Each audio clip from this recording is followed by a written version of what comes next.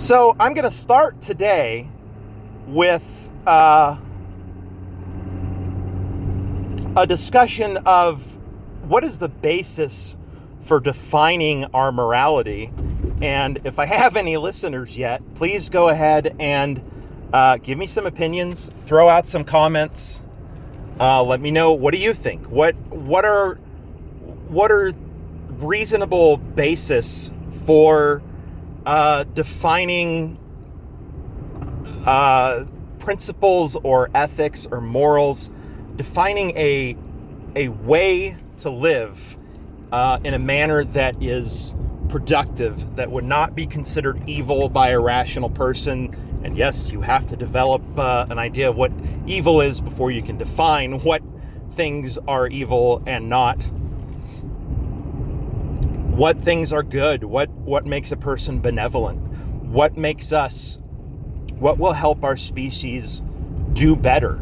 What can we do to improve ourselves, to improve our planet? And I'm not trying to be a tree hugger here, but we got to live here, and so do our kids and our grandkids and so on. And I'll tell you right now, folks, as a side note, and I'll reach this in another post, but let me just say that right now we're destroying our planet, and the planet's going to be just fine without us. But if we don't take action, serious action, probably, honestly, it's sort of a lost cause. We're going to see, and we're talking in the next 50 to 100 years, we're going to see some significant impacts of the things that are happening with our atmosphere and with our environment and in our buildings, in our built environment, everywhere around us. We're going to see the effects of global warming and greenhouse gases and ozone depletion. We're going to see all of these things, and we'll talk about that more. So let's get to the meat of this. Is what's the metric? What's the ruler that we use to measure ethics and morals? What's right? What's wrong? And what's ultimately not just right and wrong, but what's good for everyone?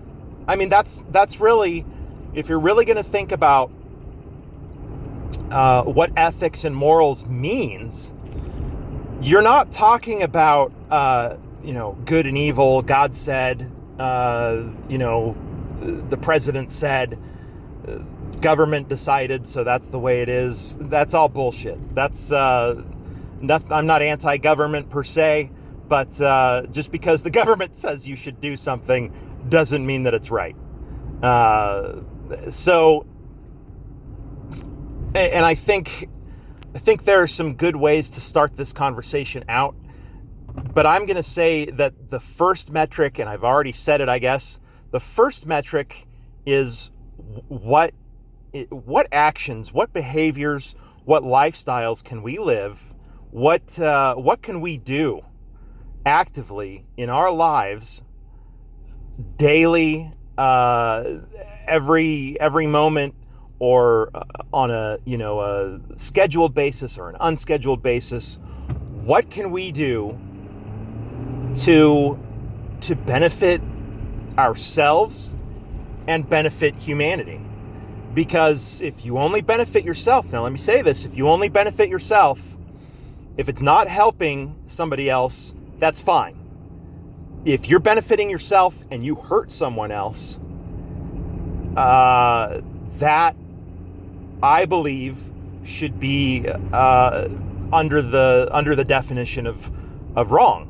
And I don't know if wrong is the right word, but it's unwise. It's going to be destructive to another person.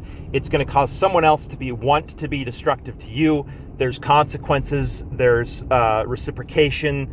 There may be, they might want to get revenge. They may take something away from you that they were offering. So there's consequences for actions. So the metric, I believe, is what's going to benefit us, what's going to benefit yourself, and what's going to benefit other people. So you might think charity may not, necessarily in some minds benefit the person giving, but actually that's not true. Charity, and I'm sure if you're listening to an atheist show or an atheist vlog right now, you're probably smart enough to have figured these things out, that when you donate money or when you do something kind for another person, it actually releases some serotonin and some I want to say oxycontin, but that's definitely not what happens. Oxytocin, and these things give us, they give you the warm fuzzies. They give you a positive feeling, and these things actually literally improve your health and help your well-being as a whole. And this, I think, is a testament to evolution, that what benefits others benefits ourselves, and unless it's benefiting them in a way that's destructive to ourselves. But acts of charity, acts of kindness are healthy. They're good for us, and they're not just good for the person receiving. They're good for the person giving. Being generous is healthy. It's good for you. That doesn't mean that you should destroy yourself. Again, if it doesn't benefit yourself, if it's hurting you, and I'm sure there's exceptions, giving your life for your country, that's a great thing. Now, let me also say, if everyone was living by the right metric, we wouldn't need war. But we have to be realistic. And being realistic means that there's going to be war. There's going to be fights. There's going to be people that don't like what I'm saying. There's going to be people that don't like what everybody else is saying. That's the way it is. But giving your life for someone else, saving someone else, may not benefit you because you're going to die, but ultimately it will benefit the human race. So we can sort of expand on that definition, but let's keep it simple. What actions, what way of life can you live? Can you define and execute as a human? Not executing humans, executing your plans, your actions. What can we do that will benefit ourselves and all of humanity, or ourselves and our local community?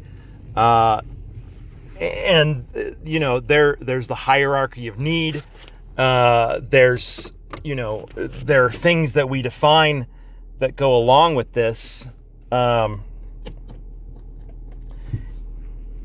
But ultimately, we really, we need to start this conversation. And I'm sure I'm not the first person to start this conversation, but we need to start this particular philosophical discussion. I'm not necessarily here to debate. Maybe for the benefit of others, but generally speaking, if you're religious or something and you want to tell me, why you think it's, you can't covet your neighbor's wife, I'm going to say if your neighbor's cool with it and you're cool with it and it makes everybody happy, covet like a motherfucker. All right. So that's our metric. What benefits us and what benefits others? What will ultimately do better for every human, all of them. This is Isaac Newton.